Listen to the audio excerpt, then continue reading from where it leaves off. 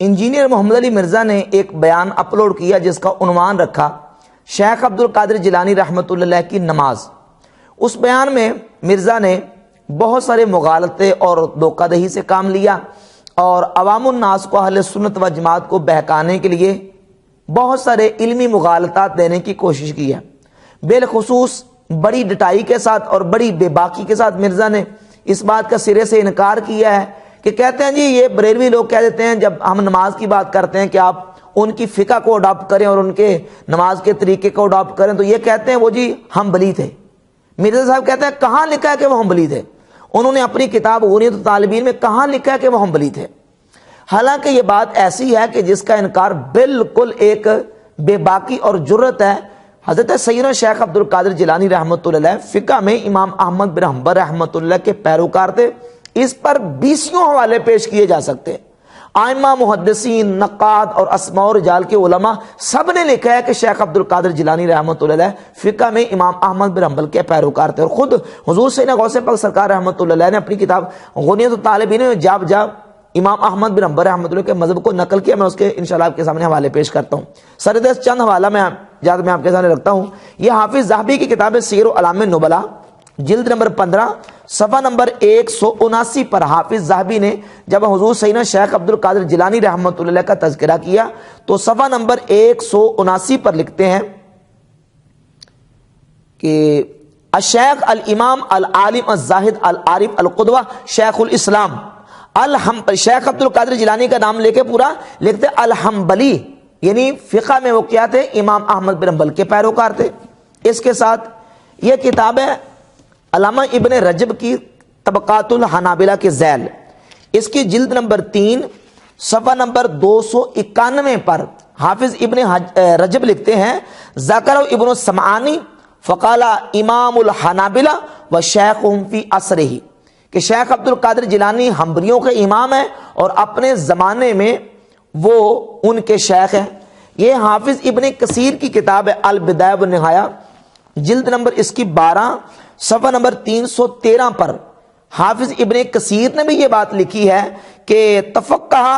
علی ابی سعید المخرمی الحنبلی، کہ شیخ عبد القادر جیلانی رحمۃ اللہ علیہ نے حنبلی فقہ کی تعلیم پائی ہے اور وہ فقہ میں حنبلی تھے۔ اور یہ غیر مقلد عالم ہے مبشر لاہوری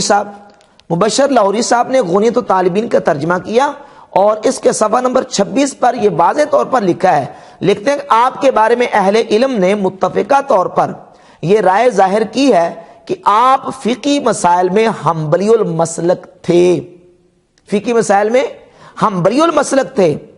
جیسا کہ حافظ ذہبی نے سیر اعلام النبلاء اور دیگر حوالے دیے ہیں۔ اور پھر لکھتے ہیں وہ فقی مسائل میں امام احمد بن حنبل کے پیرو تھے۔ تو یہ سارے حوالہ جات بالکل واضح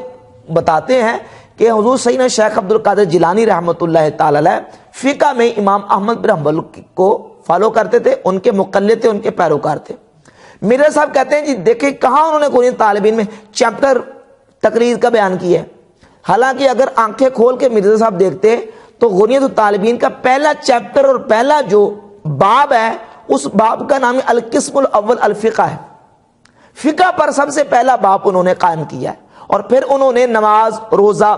زکوٰۃ، نکاح اور دیگر ان موضوعات پر اور عنوانات پر انہوں نے فقہی مسائل امام احمد بن حنبل رحمۃ اللہ کے مذہب کے مطابق بیان کیے۔ کوئی ایک مسئلہ ایسا نہیں ہے کہ جس میں انہوں نے امام احمد بن حنبل کے علاوہ کسی اور امام کا موقف اختیار کیا ہو۔ تمام مسائل میں امام احمد بن حنبل رحمۃ اللہ کے مذہب کو انہوں نے بیان کیا ہے، اور پھر مذہب بیان کر کے امام احمد بن حنبل رحمۃ اللہ کا حضور سیدنا شیخ عبد القادر جیلانی رحمۃ اللہ علیہ نے اس کے صفحہ نمبر 116 پر یہ تعلیم بھی ارشاد فرما دی کہ یہ فقہی مسائل اور اجتہادی مسائل جو ہیں اس میں کسی پر کوئی قدغن نہیں ہے اور کسی پر کوئی اعتراض اور آپ انکار نہیں کر سکتے۔ جو جس امام کا مقلد اور پیروکار ہے وہ اپنے امام کی تقلید میں اپنے امام کے مذہب پر عمل کرے گا، کوئی دوسرا اس کو فورس کر کے اور اس پر کوئی انکار نہیں کر سکتا اور اس پر جو نا وہ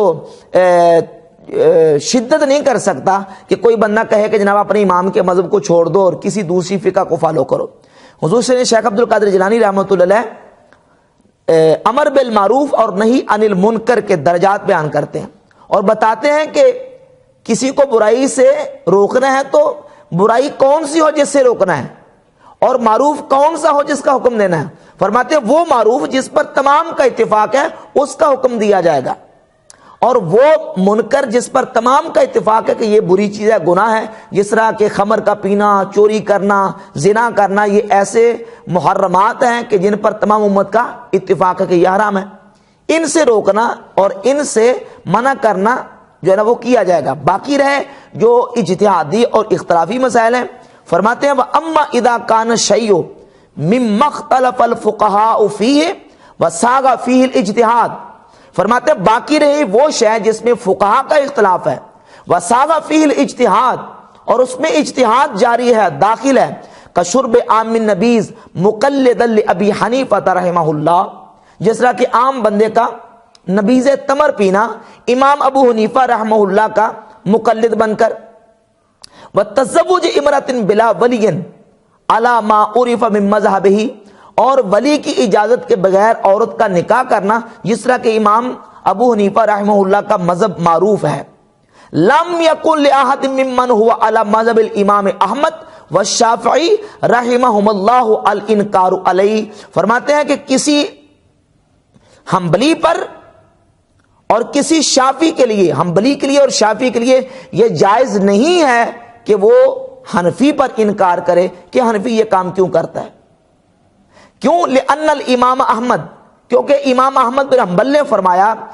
مروزی کی روایت میں، لا ينبغي للفقیہ ان يحمل الناس على مذہبہ، کسی فقیہ پر یہ اس کے لیے جائز نہیں ہے کہ وہ کسی کو اپنے مذہب پر ابارے، ولا يشدد علیہم، اور نہ ان پر سختی کرے، وَإِذَا ثَبَتَ هَذَا فَالْإِنْكَارُ إِنَّمَا يَتَعَيَّنُ فِي خَرْقِ الْإِجْمَاع، فرماتے ہیں جب یہ بات ثابت ہو گئی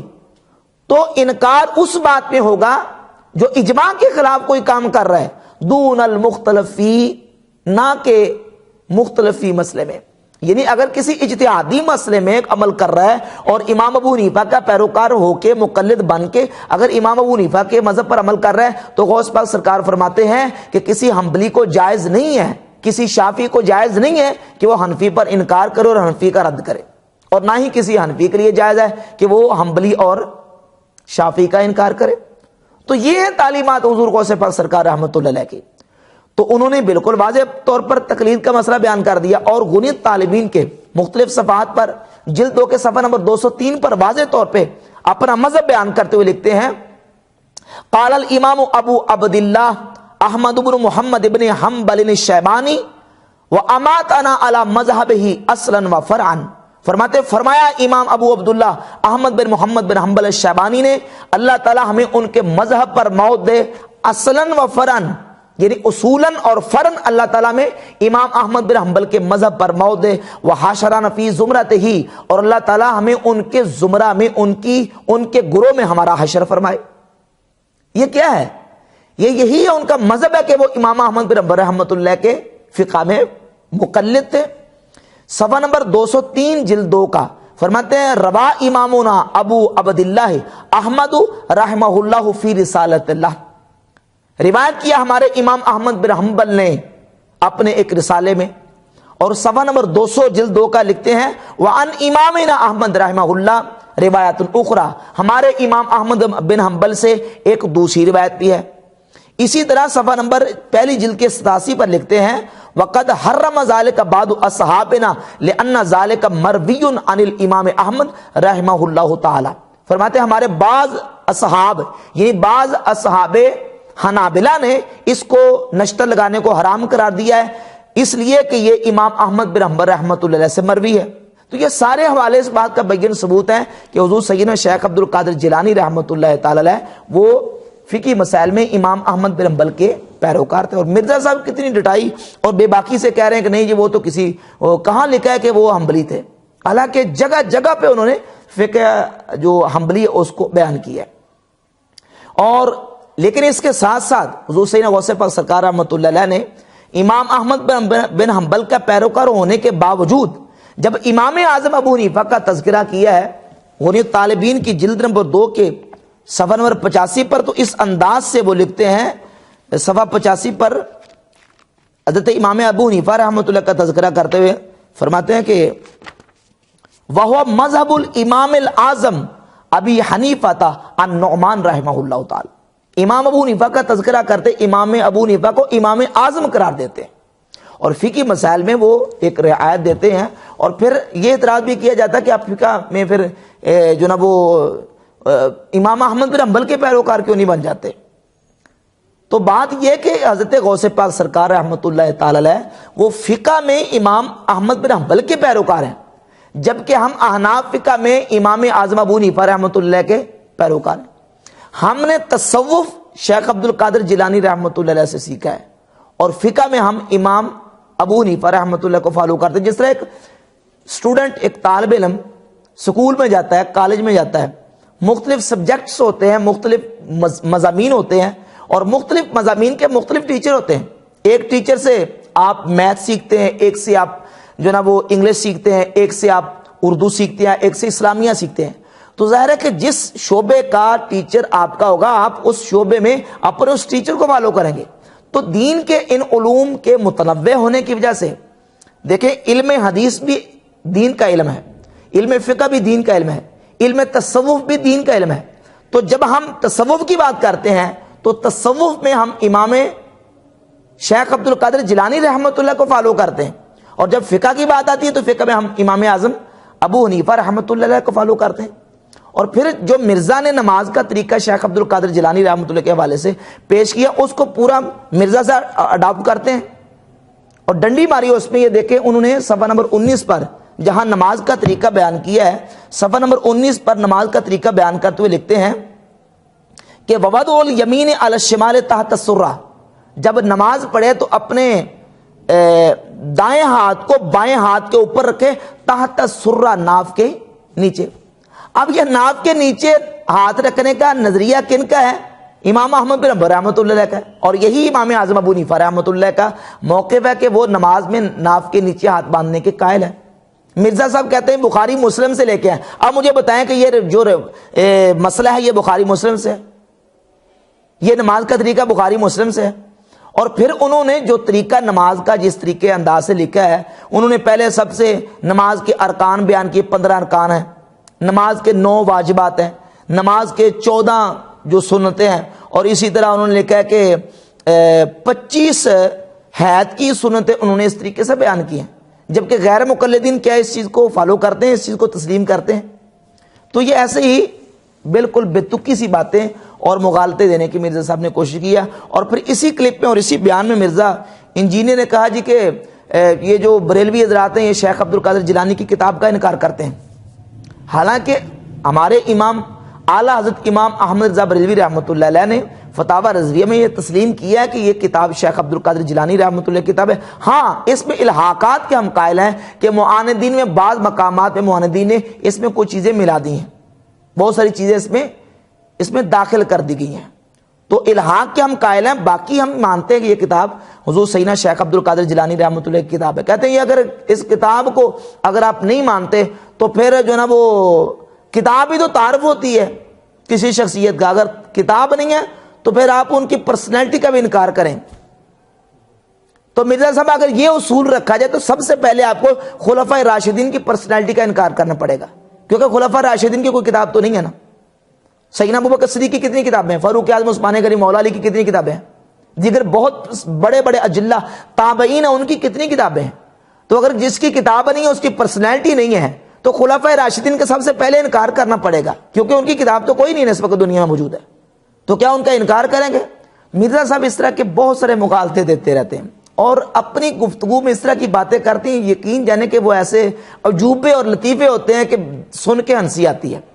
مثال کے طور پہ کہتے ہیں، اسی کلپ میں مرزا صاحب کہتے ہیں کہ شیخ عبد القادر جیلانی کے بارے میں امام ابن تیمیہ نے لکھا ہے کہ ان کی کرامات تواتر سے ثابت ہیں۔ حالانکہ یہ صرف ابن تیمیہ نے لکھا، بہت سارے علماء محدثین، حافظ ذہبی نے بھی لکھا ہے، ابن رجب حنبلی نے بھی لکھا ہے کہ ان کی کرامات تواتر سے ثابت ہیں۔ اب لطیفے کی بات یہ سمجھیں کہ مرزا صاحب کہتے ہیں کرامتیں تواتر سے ثابت ہیں۔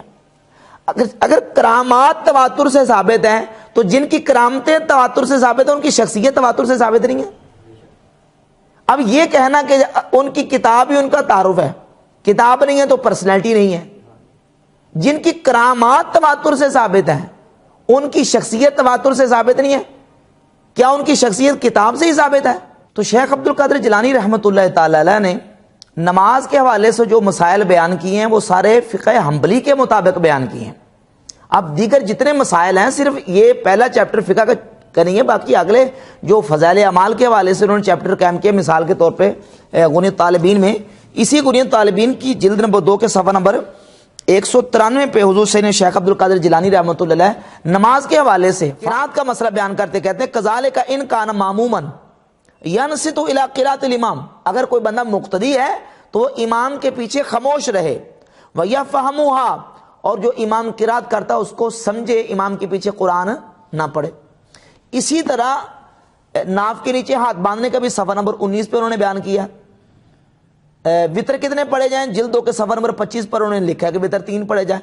نماز تراویح کتنی پڑھنی چاہیے، صفحہ نمبر 25 پر لکھا ہے کہ نماز تراویح 20 رکعت 20 رکعتیں ہیں۔ تو اس طریقے سے نماز کے جتنے جو مسائل ہیں انہوں نے فقہ حنبلی کے مطابق اس کو بیان کیا۔ اسی گفتگو میں مرزا صاحب کہتے ہیں جی کہ شیخ عبد القادر جیلانی نے کتاب لکھی ہے فتوح الغیب، بڑی سخت توحید اس میں بیان کی ہے، اس کو آپ پڑھیں تو آپ کہیں کہ یہ وہابیوں کی کتاب ہے، یا یہ کہ مرزا صاحب کہتے ہیں کہ آپ کہیں گے کہ یہ تو وہابی ہو گیا اس کتاب کو پڑھنے سے۔ تو مرزا صاحب فتوح الغیب جو کتاب ہے نا، وہ کتاب بھی آپ کی خود ساختہ توحید کے لیے خطرے کا باعث ہے، جس کو آپ کہتے ہیں کہ بڑی اس میں توحید سخت بیان کی گئی ہے، جس میں سخت توحید بیان کی گئی نا، اس میں سے میں آپ کے سامنے ایک حوالہ پیش کر دیتا ہوں جس کو آپ پڑھ کے اور سن کے آپ کے جتنے ہے نا ماننے والے وہ کہیں گے کہ یہ تو بڑی سخت توحید ہے، بلکہ آپ کی اس خود ساختہ توحید کو اس سے خطرہ پڑ جائے گا۔ یہ دیکھیے صفحہ نمبر 35 پر 16واں مقالہ شیخ عبد القادر جیلانی رحمۃ اللہ علیہ فرماتے ہیں ثم یرد علیک التکوین، جب تو مانوی موت مر جائے گا اور مرنے سے پہلے مر جائے گا تو فرماتے ہیں ثم یرد علیک التکوین، پھر تکوین تجھ پر لٹائی جائے گی، تیرے اوپر لٹائی جائے گی۔ اور فرماتے ہیں کہ اللہ رب العزت نے اپنی بعض کتابوں میں فرمایا یا ابن آدم ان اللہ الذی لا الہ الا انا اقول لشیء کن فیکون، کہ اے آدم میں اللہ، اے ابن آدم میں اللہ ہوں، اور جب میں کسی شے کو کہتا ہوں ہو جا تو وہ ہو جاتی ہے۔ اطعنی اجعلک تقول للشیء کن فیکون، تو میری اطاعت کر تو بھی ہو جائے گا، میں تجھے بنا دوں گا، جب تو کسی شے کو کہے گا کن فیکون تو وہ ہو جائے گی۔ اب یہ بندے کو اللہ تعالیٰ اپنے ولی کو یہ اختیار دیتا ہے۔ شیخ عبد القادر جیلانی نے اسی کتاب میں لکھا ہے جس کے بارے میں آپ کہتے ہیں بڑی سخت توحید بیان کی، اس میں جس میں سخت توحید بیان کی ہے نا، اس کتاب کے مقالہ نمبر 16 میں لکھتے ہیں کہ بندے کو اللہ یہ مقام دیتا ہے کہ جب بندہ اللہ کی اطاعت کر کے اس مقام پہ کھڑا ہو جاتا ہے پھر اللہ فرماتا ہے میں تجھے بنا دوں گا کہ تو بھی کسی شے کو کن کہے گا تو وہ ہو جائے گی۔ اور فرماتا ہے قد فعل ذلک بکثیر من انبیائہ و اولیائہ و خاصہ من بنی آدم، اللہ تعالیٰ نے یہ معاملہ اپنے کثیر نبیوں سے، ولیوں سے اور ابن آدم کے بہت سارے خاص لوگ ہیں جن کے ساتھ اللہ تعالیٰ نے یہ معاملہ فرمایا۔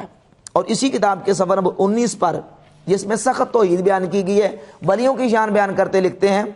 مقالہ نمبر 4 فرماتے ہیں بکتن کشف الکروب، اے اللہ کے ولی بندے جب تو بندہ اللہ کا مقرر بن جائے گا تیرے ذریعے سے مصیبتیں اور پریشانیاں دور کی جائیں گی،